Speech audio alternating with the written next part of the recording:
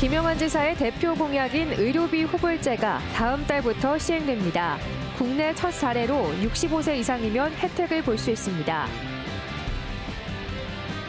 김영환 지사가 전임 이시종 지사의 기관 이전, 분원 설립을 정면 비판했습니다. 예산 낭비라며 끝까지 책임지라는 작심 발언을 쏟아냈습니다.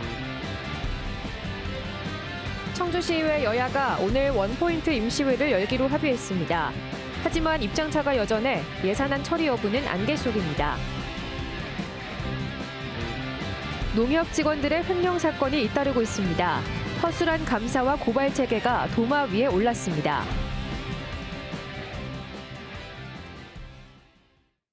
네, 시청자 여러분 안녕하십니까? 계속해서 MBC 뉴스투데이 충북입니다.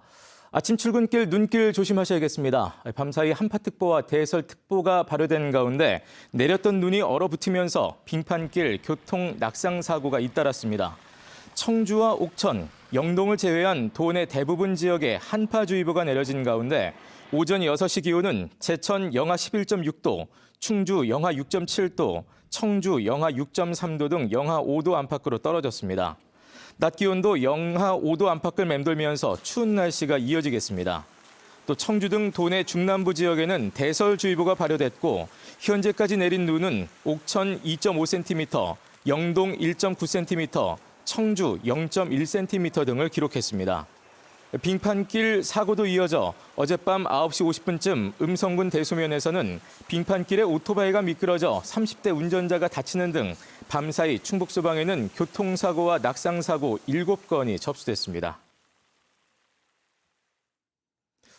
치료를 먼저 받고 치료비는 최장 3년 동안 무이자로 나눠내는 의료비 후불제가 처음으로 충북에서 시행이 됩니다. 김영환 지사의 대표 공약이자 또 국내에서는 처음으로 시행되는 제도이기도 한데요. 충청북도는 만 65세 이상이면 누구나 혜택을 받을 수 있도록 그 대상을 늘리기로 했습니다. 김대웅 기자가 보도합니다. 김영환 충북지사가 충북의 종합병원급 의료기관 12군데와 의료비 후불제 업무 협약을 했습니다. 다음 달부터 국내에서 처음으로 의료비 후불제가 시범 운영되는 겁니다. 의료비 후불제는 김영환 지사의 대표 공약으로 은행이 환자의 의료비를 대출해주면 최장 3년간 매달 나눠서 갚고 연이율 6%인 이자는 충청북도가 대신 내주는 제도입니다. 환자가 병원에서 의료비 후불제를 신청하면 은행이 50만 원에서 최대 300만 원까지 대출해줍니다. 애초 기초생활수급자와 차상위 계층 등에만 시범 운영하기로 했지만 65세 이상이면 누구나 혜택을 받을 수 있도록 대상을 대폭 늘리기로 했습니다. 넓혀서 해봐야만이 이것을 시범 사업의 효과를 우리가 가늠할 수 있다고 생각하기 때문에 이거를 이제 1월 달에 조례를 개정해서 41만 명을 확대하게 될 것이고, 임플란트와 인공관절, 척추와 심혈관, 뇌혈관 등 6개 질병이 대상이고 충청북도와 협약한 80개 병원에서 수술을 받아야 후불제가 적용됩니다. 의료비 지불이 보정되는 거니까 사실은 의료 미수금이 안 생겨서 병원에서는 훨씬 손해를 볼 필요가 없고. 다만 기존에 연체가 있으면 의료비 후불제 혜택을 받을 수 없습니다. 지금은 현재 금융기관에 연체가 있거나 아니면 신용불량 거래자가 되시는 분들은 은행법에 의해서 대출이 취급이 제한이 되고 있기 때문에 김영환 충북지사는 6개월 정도 시범 운영을 거친 뒤 문제점을 보완하고 산후조리원과 안과질환 등으로 대상을 늘리겠다고 밝혔습니다. MBC 뉴스 김대웅입니다. 김영환 지사가 전임 이시종 지사의 공약이던 소외 지역으로의 기관 이전이나 분원 설립을 정면으로 비판하고 나섰습니다.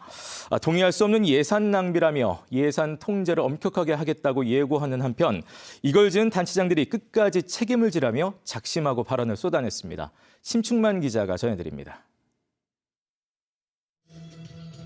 지난 6일 2층 본관과 별관동을 새로 지어 문을 연 충북도청의 남부출장소.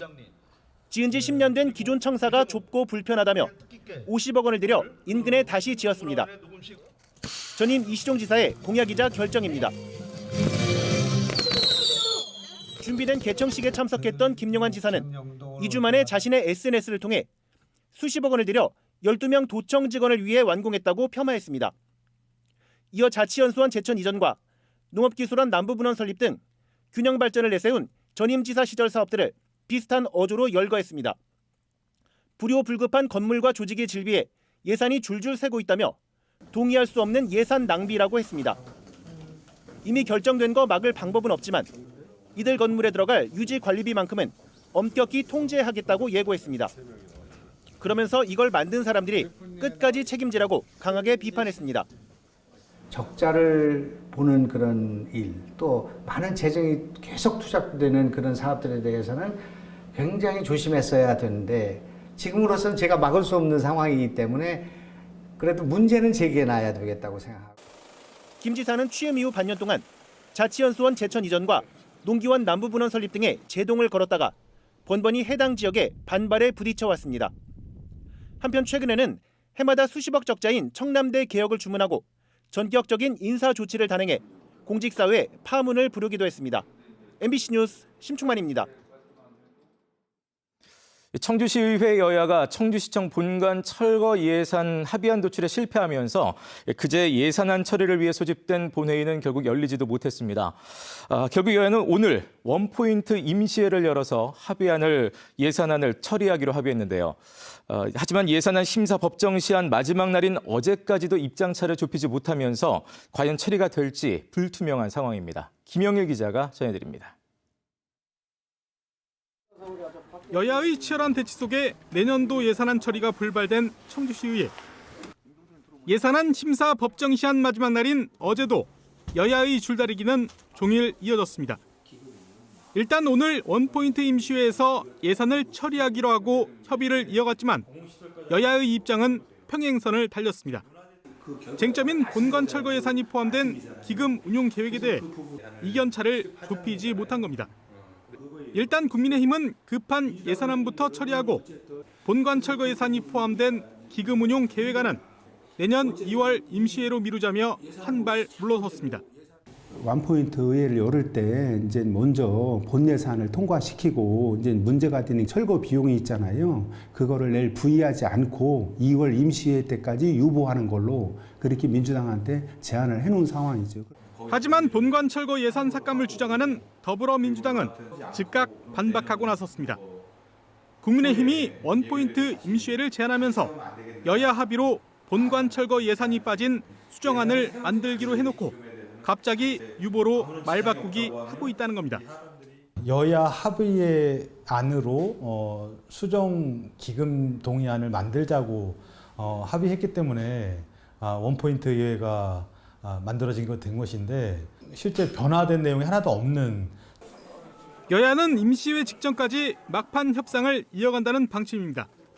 그러나 준예산을 피하기 위한 예산 처리 기간이 아직 열흘 정도 남아있고 본관 철거 예산 처리를 미루느냐 빼느냐를 두고 팽팽한 신경전이 벌어지고 있어 최종 합의는 여전히 불투명한 상황입니다. MBC 뉴스 김영일입니다. 얼마 전 청주의 한 농협 직원이 억대 자금을 빼돌렸다는 뉴스가 전해졌습니다만 최근 음성의 한 농협에서도 직원이 수천만 원을 횡령한 사실이 또다시 드러났습니다. 이같이 직원의 횡령이 계속되는 데는 농협의 느슨한 감사와 또 고발 체계가 있었습니다. 김은초 기자가 살펴봤습니다. 음성의 한 농협에서 근무하던 40대 직원이 2천여만 원의 자금을 빼돌린 사실이 뒤늦게 드러났습니다.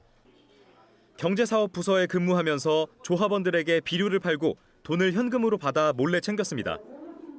지난 8월 내부 고발로 적발되고 나서야 빼돌린 금액을 뒤늦게 변제했습니다. 징계 의결이 끝나서 조합에 부과된 상태예요. 내부 총재 소홀한 거 그런 것까지도 다 해서 징계 요구가 내려갔으니까요. 농협 쌀을 몰래 팔아치우다 실형을 살게 된 직원도 있습니다. 보은의 한 농협 직원은 지난 2018년 쌀 14톤을 몰래 팔아넘기고 대금 3천만 원을 현금으로 받아 챙겼습니다. 범행을 숨기기 위해 차량 운행일지를 조작한 정황까지 드러나면서 최근 법원에서 징역 10개월을 선고받았습니다. 또 3년에 걸쳐 4억 4천여만 원을 횡령하다 적발된 청주의 한 농협 직원은 최근 경찰에 고발됐습니다.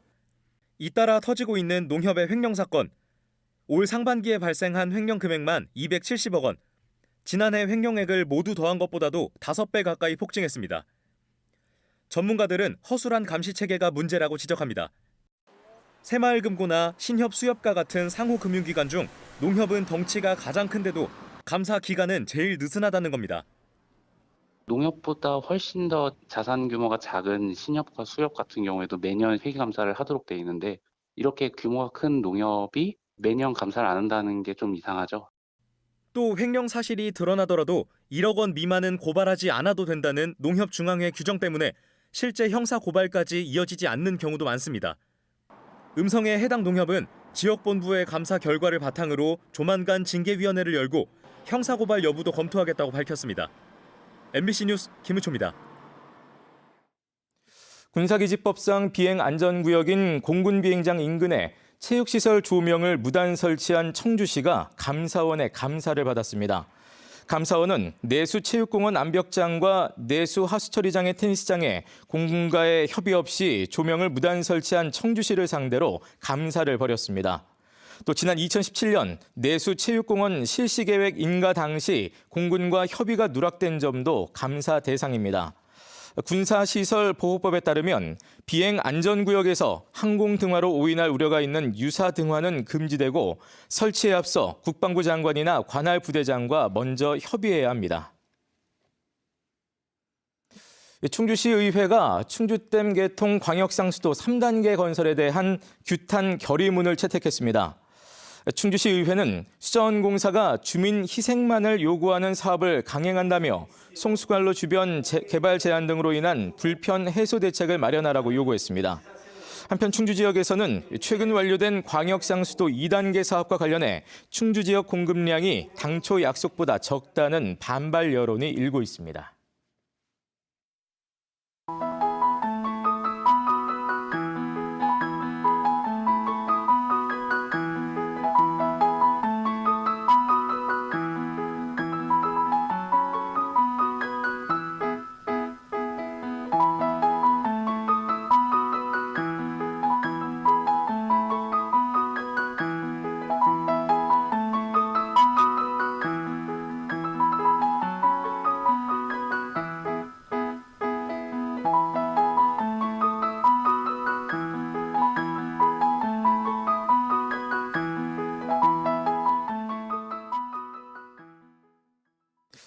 유명 가수의 공연 티켓을 판다고 속여 수천만 원을 가로챈 20대가 검찰에 넘겨졌습니다. 청주 흥덕경찰서는 지난해 2월부터 이달 초까지 중고거래 사이트에서 인기 가수의 공연 티켓을 판매한다는 글을 올리고 191명으로부터 4천여만 원을 받아 가로챈 22살 남성을 구속 송치했습니다. 이 남성은 군 복무기간에 범행을 시작해 군 법원에서 벌금 800만 원을 선고받고도 제대한 뒤 계속 범행을 이어오면서 생활비와 투자금으로 쓴 것으로 드러났습니다. 귀중품을 노리고 70대 노인을 폭행하고 달아난 60대 남성이 경찰에 붙잡혔습니다. 청주 상당경찰서는 그제 저녁 7시 반쯤 석교동의 한 거리에서 70대 노인의 금반지를 빼앗으려다 미수에 그치자 노인을 폭행하고 달아난 60대를 5시간 만에 인근 숙박업소에서 체포하고 구속영장을 신청할 예정입니다. 생활고에 시달리던 피의자는 식당에서 범행 대상을 물색한 뒤 집에 데려다 주겠다며 접근해 이 같은 범행을 저질렀습니다. 충주 기업도시와 충북 혁신도시에 고등학교가 한 곳씩 새롭게 문을 엽니다. 내년 3월 충주 기업도시에 신설되는 중앙탑 고등학교는 학년별로 8학급씩 24학급 규모로 운영되며 176명의 학생이 입학할 예정입니다. 음성군 맹동면 혁신도시에서도 혁신도시 내 3개 중학교 졸업 예정자 등 200여 명이 입학할 동성고등학교가 24학급 규모로 문을 엽니다. 이같이 2개 고등학교가 신설되면 충북의 일반계 고등학교는 모두 53곳으로 늘게 됩니다. 청주시립 요양병원에 치매 전문병동이 구축됩니다. 청주시는 18억 5천만 원을 들여 시립 요양병원을 증축하고 건물 일부를 개조해 33개 병상 규모의 입원실과 심리안정치료실, 목욕실 등을 갖춘 치매 전문병동을 설치했습니다. 치매 전문병동은 의사와 간호사 등의 인력을 확보해 다음 달부터 운영됩니다. 네, 뉴스를 마칩니다. 고맙습니다.